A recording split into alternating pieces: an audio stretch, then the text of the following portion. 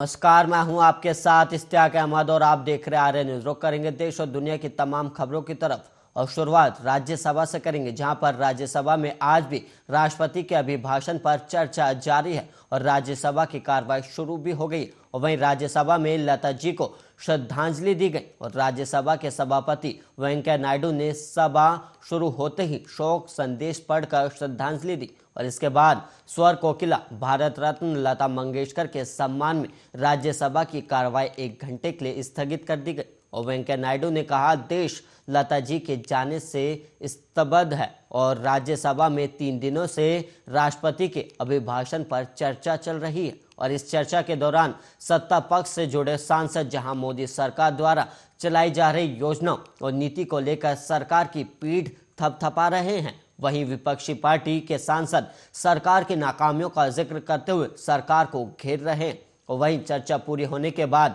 प्रधानमंत्री चर्चा के अंत में सदन के सामने अपना वक्तव्य रखेंगे। और वहीं प्रधानमंत्री नरेंद्र मोदी आज राज्यसभा में कांग्रेस सांसद राहुल गांधी सहित विपक्षी नेताओं द्वारा लगाए गए आरोपों पर पलटवार कर सकते हैं। राष्ट्रपति के अभिभाषण पर धन्यवाद प्रस्ताव पर दोनों सदनों में चर्चा चल रही थी और इस दौरान कांग्रेस के पूर्व अध्यक्ष राहुल गांधी, लोकसभा में कांग्रेस के नेता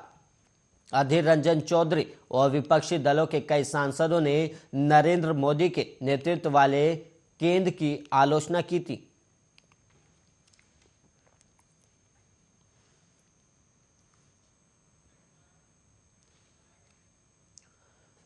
पाकिस्तान के पीएम इमरान खान ने रविवार को चीनी राष्ट्रपति शी जिनपिंग के साथ बैठक की और इमरान खान ने चीन की 4 दिनों की अपनी यात्रा के अंतिम दिन शी से मुलाकात की है। और इस बैठक के बाद एक संयुक्त बयान में चीन और पाकिस्तान ने एक बार फिर से जम्मू कश्मीर का राग अलापा और वहीं चीन ने कश्मीर मुद्दे को शांतिपूर्ण तरीके से हल करने की बात कही, जबकि स्थिति को जटिल बनाने वाली एक पक्षीय कार्रवाइयों का विरोध किया। और वहीं इमरान खान ने चीन पाकिस्तान आर्थिक गलियारे की धीमी गति और पाकिस्तान में विभिन्न परियोजनाओं में काम कर रहे चीनी कर्मियों पर होने वाले हमलों को लेकर बीजिंग की बढ़ती चिंता सहित कई मुद्दों पर चर्चा करने के लिए ये यात्रा की। और वहीं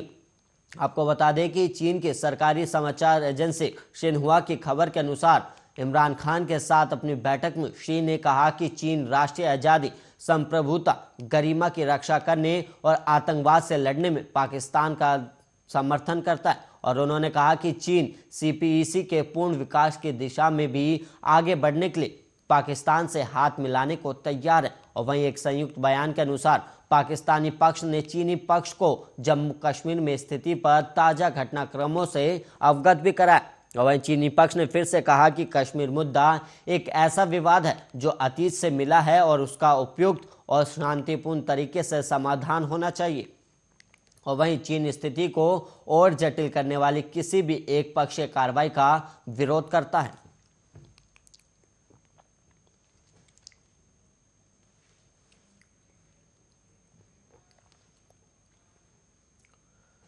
भारत रत्न और स्वर कोकिला लता मंगेशकर का मुंबई के शिवाजी पार्क में पूरे राजकीय सम्मान के साथ रविवार को अंतिम संस्कार किया गया और लता के भाई हृदयनाथ मंगेशकर ने नम आंखों से उन्हें मुखाग्नि दी। और इस मौके पर हजारों चाहने वाले और लता दीदी के परिवार के सदस्य वहां पर मौजूद रहे और फिल्मी दुनिया से लेकर राजनीतिक और खेल जगत की हस्तियां भी लता के अंतिम संस्कार में शामिल हुई। और वहीं राष्ट्रीय ध्वज में लिपटे लता मंगेशकर के पार्थिव शरीर को अंतिम संस्कार के लिए दक्षिण मुंबई में उनके आवास से शिवाजी पार्क लाया गया। वहीं लता दीदी को प्रधानमंत्री नरेंद्र मोदी और अभिनेता शाहरुख खान और वहीं महाराष्ट्र के मुख्यमंत्री उद्धव ठाकरे ने श्रद्धांजलि दी। और इसके अलावा राज्यपाल भगत सिंह कोश्यारी भी लता मंगेशकर के अंतिम दर्शन के लिए वहां पहुंचे और प्रधानमंत्री नरेंद्र मोदी लता मंगेशकर के आखिरी दर्शन और उन्हें श्रद्धांजलि देने के बाद उनके परिवार वालों से मुलाकात भी की। और पीएम मोदी ने सीएम उद्धव से भी इस दौरान मुलाकात की और फिर वहां से रवाना हो गए। और वहीं अभिनेता अमिताभ बच्चन, अनुपम खेर, गीतकार जावेद अख्तर और फिल्मकार संजय लीला भंसाली सहित अन्य ने दक्षिण मुंबई में पेडार रोड स्थित मंगेशकर के आवास पर उन्हें श्रद्धांजलि दी और वहां से करीब 8 किलोमीटर दूर स्थित शिवाजी पार्क के लिए गायिका के पार्थिव शरीर को ले जाया गया और वहीं सूर्य साम्राज्य की जब अपनी अंतिम यात्रा पर निकली तो बड़ी संख्या में लोग सड़कों पर उमड़ पड़े और काफिला आगे बढ़ता गया। और वहीं शरीर के कई अंगों के काम करना बंद कर देने पर लता का यहाँ के एक अस्पताल में रविवार सुबह निधन हो गया था और वो 92 साल की थी। और पुलिस और सेना ने मंगेशकर को औपचारिक सलामी दी और एक बैंड ने राष्ट्रगान बजाया और इसके बाद मंगेशकर के पार्थिव शरीर को फूलों से सजे ट्रक पर रखा गया और उसमें गायिका की एक विशाल तस्वीर भी रखी गई थी। और ट्रक में पार्थिव शरीर के साथ लता मंगेशकर की बहन और प्रख्यात गायिका आशा भोसले सहित उनके परिवार के कुछ सदस्य मौजूद थे। और इस मौके पर महाराष्ट्र के मंत्री आदित्य ठाकरे भी मौजूद थे।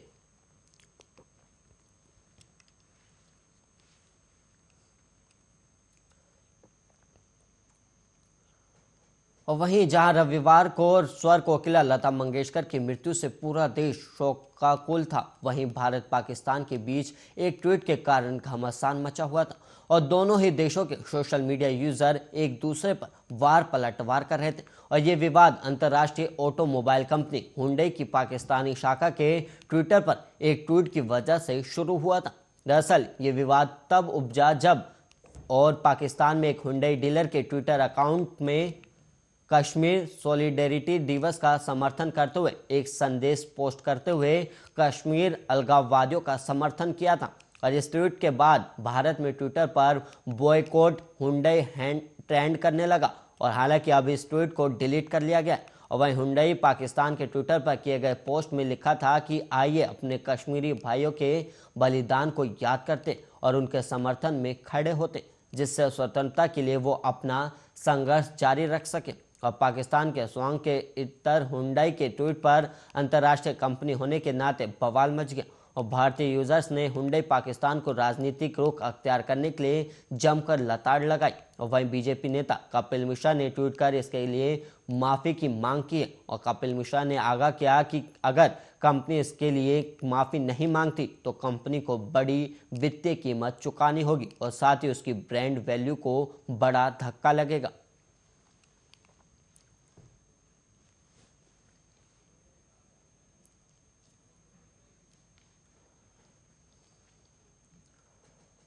और वहीं अब खबर उत्तर प्रदेश से है, जहां पर उत्तर प्रदेश के आगरा जिले के फतेहाबाद में एक दिव्यांग मतदाता ने आरोप लगाया है कि पोलिंग पार्टी ने उसका वोट अपने आप डाल लिया और इसके बाद वहां ग्रामीणों ने जमकर हंगामा किया। और इसकी सूचना पाकर अधिकारी गांव पहुंचे और एक वायरल वीडियो में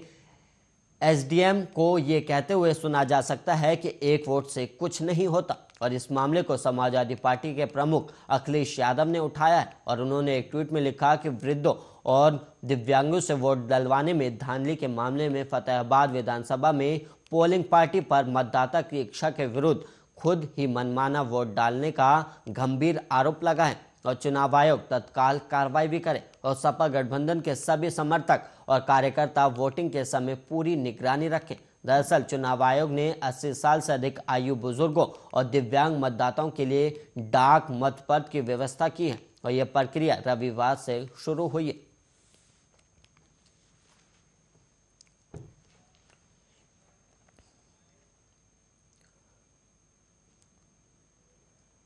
यूपी के उप मुख्यमंत्री दिनेश शर्मा ने कहा है कि इस चुनाव में सपा, बसपा और कांग्रेस तीनों अंकों से पहले ही निपट जाएंगे और उन्होंने कहा कि बीजेपी विकास के नाम पर अपना पहला रिकॉर्ड तोड़ेगी और उससे भी ज्यादा सीट इस बार जीतेगी। उप मुख्यमंत्री रविवार को गौतम बुद्ध नगर जिले के जेवर के प्रज्ञान स्कूल में आयोजित एक चुनावी जनसभा को संबोधित कर रहे थे और इस दौरान उन्होंने विपक्षी पार्टियों पर जमकर हमला बोला। उप मुख्यमंत्री दिनेश शर्मा ने प्रज्ञान स्कूल में आयोजित सभा में बीजेपी उम्मीदवार धीरेन्द्र सिंह के लिए वोट मांगा और उन्होंने कहा कि इस बार चुनाव में यूपी की जनता सपा, बसपा और कांग्रेस को जवाब देगी और उन्होंने कहा कि ये तीनों दल 3 अंकों से पहले ही सिमट जाएंगे और उन्होंने ये भी कहा कि बीजेपी इस बार अपना ही रिकॉर्ड तोड़ेगी और पहले से भी ज्यादा सीटें जीतेगी। और दिनेश शर्मा ने आगे कहा कि बीजेपी हमेशा सबका साथ सबका विकास के फॉर्मूले पर काम करती है, लेकिन कुछ पार्टियां समाज को जातियों के नाम पर बांटना चाहती हैं।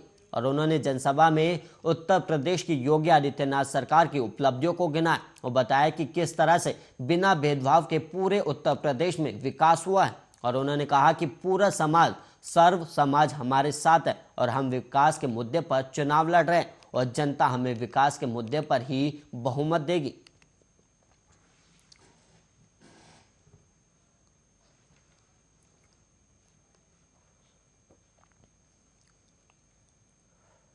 Council for Indian school certificate examination द्वारा क्लास 10 और आईसीएस क्लास 12 सेमेस्टर 1 के परिणाम घोषित कर दिए गए हैं और विद्यार्थी परिणाम CISCE की आधिकारिक वेबसाइट पर जाकर देख सकते हैं और वही विद्यालय भी स्कूल प्रिंसिपल की लॉगिन आईडी और पासवर्ड का उपयोग करके परिषद के कैरियर पोर्टल पर लॉगिन करके परिणाम देख सकते हैं और साथ ही SMS द्वारा के जरिए भी छात्र छात्राएं अपना रिजल्ट चेक कर सकते हैं।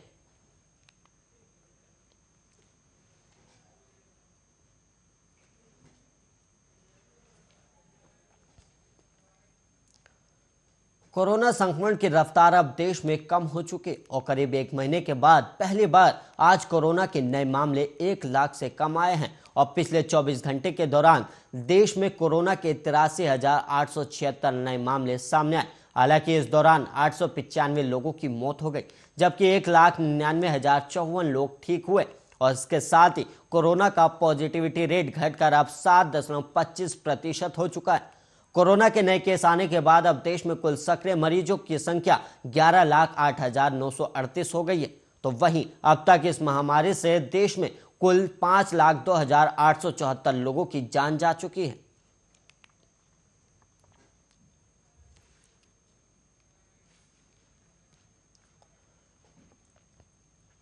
और वहीं शादी में 7 फेरे लेने के दौरान दूल्हा और दुल्हन 7 जन्म तक निभाने का